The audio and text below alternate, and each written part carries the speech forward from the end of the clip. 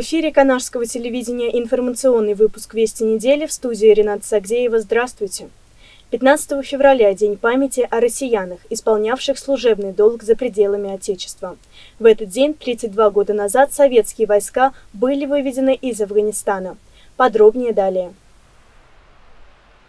В сквере афганцев состоялась церемония возложения цветов к памятнику БМД. Ветеранов боевых действий приветствовали глава администрации города Канаша Виталий Михайлов, заместитель главы администрации Канашского района, начальник отдела по взаимодействию с организациями АПК Сергей Михайлов, военный комиссар города Канаша, Канашского и Янтиковского районов Юрий Барышев, председатель сообщества «Боевое братство» Сергей Прокопьев. Они высказали слова поддержки вдовам и матерям, которые потеряли мужей и сыновей. Председатель местного отделения общероссийской общественной организации Российский союз ветеранов Афганистана по городу Канашу и Канашскому району Вячеслав Сергеев поблагодарил участников боевых действий за мужество, верность отчизне, сказал спасибо их родителям, родным и близким за терпение и веру в Родину. Память погибших сослуживцев мужчины почтили минутой молчания.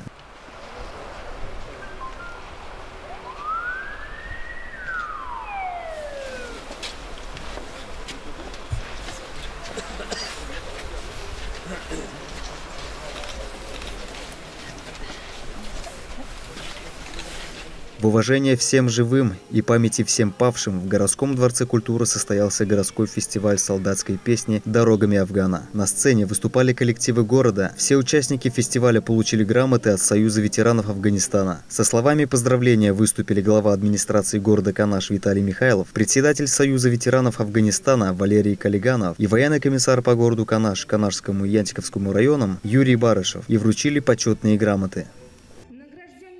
Ровно 33 года назад советские войска покинули территорию Афганистана. В этой войне приняли участие 623 жителя города Канаша и Канашского района. К сожалению, 18 из них не вернулись с поля битвы, а один пропал без вести. Мне хочется сказать слова признательности родителям, воспитавших таких детей, таких героев. И слова признательности тем ребятам, которые приняли участие в этой войне.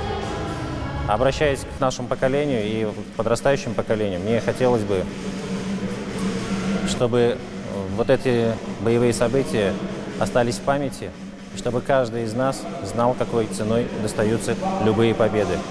Поэтому лучшая война, та, которая не началась. Берегите мир, будьте здоровы, низкий поклон родителям. А ребят хочу поздравить с такой знаменательной датой, которую все наверняка ждали во время войны в Афганистане, с выводом войск. Дай Бог всем здоровья. Мы сегодня торжественно проводим очередное мероприятие. 33 года, как советские войска вышли с Афганистана.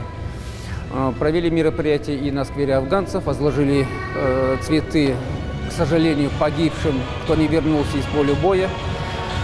В своих выступлениях мы говорили и будем говорить, где солдат советских, солдат российских, там всегда порядок, освобождение и мир. Ну и поздравляю всех участников Афганистана. Все рода войск принимали в этой войне. Мирного неба, ну и самое главное – здоровья. Спасибо вам за активное участие в школьных мероприятиях, выступления перед школьниками, в садиках, начиная с… Ну, это, естественно, хорошо сказано. На сегодняшний день призывными комиссиями призванные ребята добросовестно проходят военную службу в различных родах войск Министерства обороны Российской Федерации. В Чувашской республике Россельхознадзор уничтожил 1200 килограмм продукции, запрещенной к ввозу в Россию. Подробнее далее. Управление Россельхознадзора по Чувашской республике Ульяновской области продолжает работу по пресечению попыток ввоза в страну запрещенной продукции. 21 февраля в ходе совместной проверки, организованной Чувашской транспортной прокуратурой, в городе Канаше выявлена реализация 1200 килограмм свежих яблок неизвестного происхождения. Установить происхождение подкарантинной продукции государственным инспекторам надзорного ведомства не удалось из-за отсутствия на упаковке маркировочных этикеток, следы срыва которых имелись на коробках. Документы, подтверждающие карантинное фитосанитарное состояние, а также товаросопроводительный документ отсутствовали. По результатам проверки были составлены акты о фактах изъятия и об уничтожении запрещенной к ввозу продукции. В связи с тем, что собственник подкарантинной продукции подтвердить происхождение товара не смог. Начиная с 2015 года управлением было выявлено более 7 тонн сельскохозяйственной продукции. Это, в частности, в большинстве случаев выявлялись яблоки, груши происхождением в основном республики Польша, были из Латвии, значит, частично из Бельгии, также небольшое количество выявлялось. Вот. Но вот буквально в феврале месяце были выявлены яблоки на рынке города Канаш в количестве 1200 тонн. И 22 февраля также в результате проведенных рейдовых мероприятий на Николаевском рынке города Чебоксары было выявлено 300 килограмм яблок неизвестного происхождения. То есть любая подкарантинная продукция, она должна иметь документацию, подтверждающую, то есть где она выращена, откуда произошла. То есть уже если на первых порах управление выявляло такие случаи, то есть этикетки на ящиках с яблоками, с грушами сохранялись, где было четко, можно прочитать там происхождение Польша там, и из других стран, то уже ближе к этому, то есть уже лица, которые занимаются незаконной деятельностью, то есть скупают те же самые яблоки по дешевым ценам и стараются получить прибыль на незаконно ввезенной продукции. В результате последних контрольно-надзорных мероприятий, совместно с органами, которые были проведены совместно с органами транспортной прокуратуры, вот, выявлены яблоки, как я уже говорил, в городе Канаше, где отсутствовали товарораспределительные документы, как уже было написано в средствах массовой информации. Вот, и также наличие этикеток о производителе яблок, также это все отсутствовало.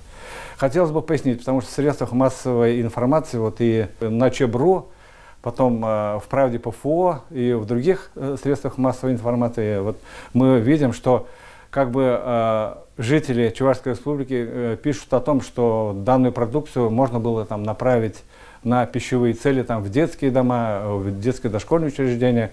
Вот, но, понимаете, то есть управление выполняет поручения президента Российской Федерации и правительства Российской Федерации, которые обязывают нас в том, что, значит, в случае выявления такой санкционной продукции, то есть она подразумевается, что раз отсутствуют документы и этикетки, она подразумевает, что она завезена из стран, которые в отношении Российской Федерации поддержали санкции. То есть, и, соответственно, управление обязано изымать такую продукцию и уничтожать в присутствии органов прокуратуры. В данном случае вся продукция была изъята и уничтожена механическим способом, путем раздавливания. И в заключение хотелось бы обратить внимание для предпринимателей и юридических лиц, которые занимаются закупкой, перевозкой, хранением и реализацией подкарантинной продукции в данном случае, то есть не только той продукции растительного происхождения, но и животного происхождения. То есть управление рекомендует не гнаться за дешевыми ценами, то есть смотреть на предоставляемую документацию, то есть изучать, то есть и соблюдать необходимые требования, которые закреплены решениями европейских комиссий по правилам перевозок подкарантинной продукции, растительного происхождения и животноводческой продукции. То есть лучше покупать ту продукцию, которая узаконена, которая разрешена к ввозу на территории Российской Федерации, чтобы потом не попадаться на такие, потому что это, само собой, накладывает и убытки, и дополнительные расходы для предпринимателя. Вот хочу предупредить, чтобы до этого не допускать. Вот, и хотелось бы сказать, что такие проверки, то есть и рейдовые мероприятия по рынкам города Чебоксары и других городов и районных центров Чувашской республики будут продолжены, потому что такие мероприятия проводить необходимо. Владислав Васильев, Рената Сагдеева, Вести недели. На этом наш выпуск подходит к концу. Всех благ вам и здоровья. До новых встреч!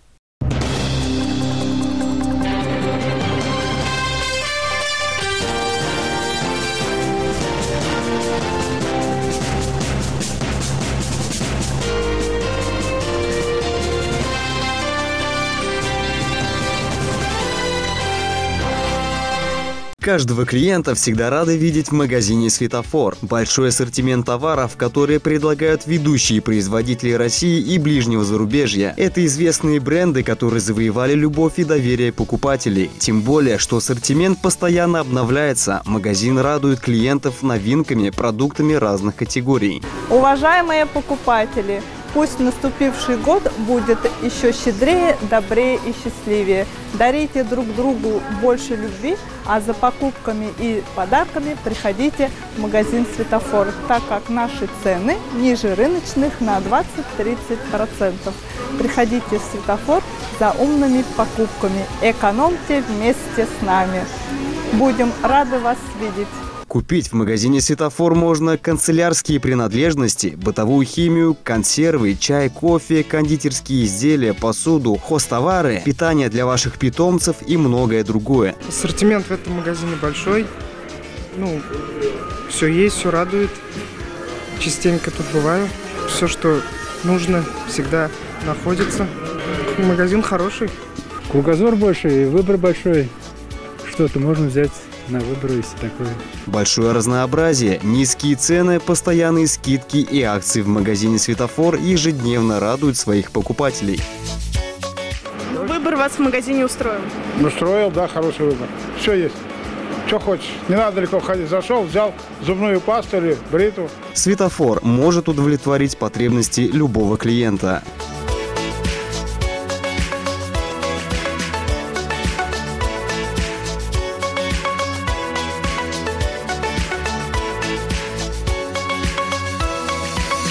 Двери магазина открыты для вас по адресу город Канаш, улица Котовского, дом 4.